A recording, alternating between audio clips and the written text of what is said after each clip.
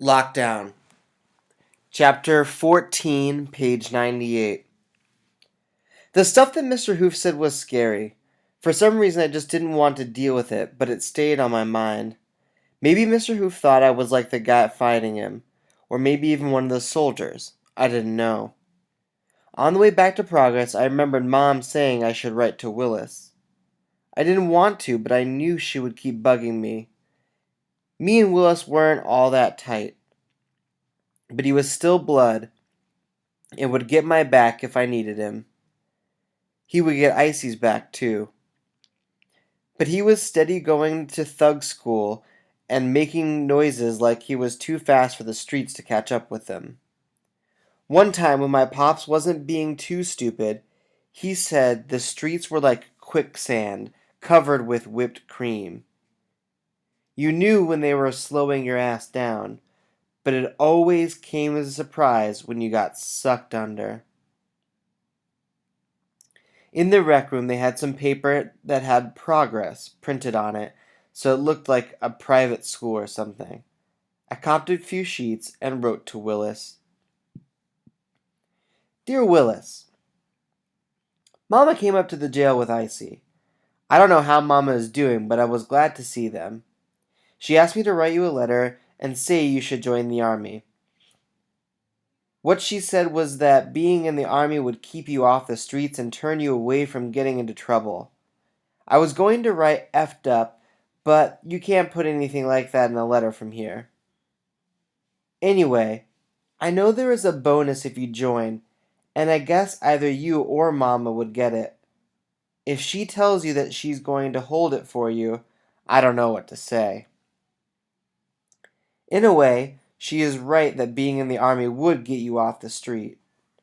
I don't know if you remember Guy from the Bronx. He lost 32 pounds to get into the army, and then he went and got killed in Iraq. He was a hero and they had a special service for him at Mount Olive. But after the funeral and everything, he was still dead and nobody said anything about him that sounded special to me. He went into the army, he was killed, case closed. So in a way, what I'm saying is where you think you wouldn't mind dying. If you died while you were in the army, it would go over big on 116th Street, but it wouldn't mean much on 125th because that street is jumping too heavy to care about just another soldier dying. Mama said she would like to see you join the army because it would keep you safe. How's it going to keep you safe if there's a war on? I talked to an old white dude who was in one of those wars with a number on it. Maybe they should put numbers on all the wars just to see how many they got going and how stupid it looks. If you went all the way back to the Bible times, it would probably be up to War 302 or something. The bottom line is that you got to look out for number one, which is you. I know that might seem funny coming from me writing to you from jail. I don't know if I would join the army unless I could learn a trade that would get me a job when I got out. Maybe I could learn to drive a tank and come back and take over everybody's parking spot in the hood. If you don't mind dying here in Harlem, then that's another deal. Because ain't nobody except me and Icy going to make a big thing over it because it's really not that unusual. Some people would put RIP on their windshield or something to show love, but I don't know how much love you can show to somebody dead. So what I'm saying is that maybe you need to be thinking about getting to some place where people aren't even talking about dying.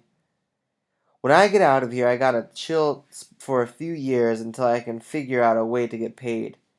I'm not into no quick get-overs because I'm tired of being locked up. I was thinking you and me opening a business. Maybe we could open a grocery store and be like the kind of guys who everybody in the neighborhood looked up to. We could even open a supermarket and hire some guys from the hood. Icy could go to college and maybe run for mayor of New York. And you and me could get all the people in Harlem to vote for her. The newspapers would run stories about why people should vote for some black girl from Harlem, but then Icy would come out and blow everybody away with her plans to make New York the best city in the world for everybody, not just for white people. And she would be mayor. I bet that would be even straighten Mom's out. Anyway, Mom's asked me to write you, but I can't say nothing too heavy because I don't really have anything useful in my pocket right now. As you know, my situation is definitely not all that tight either. Write back if you get the chance. Your brother, Reese Anderson.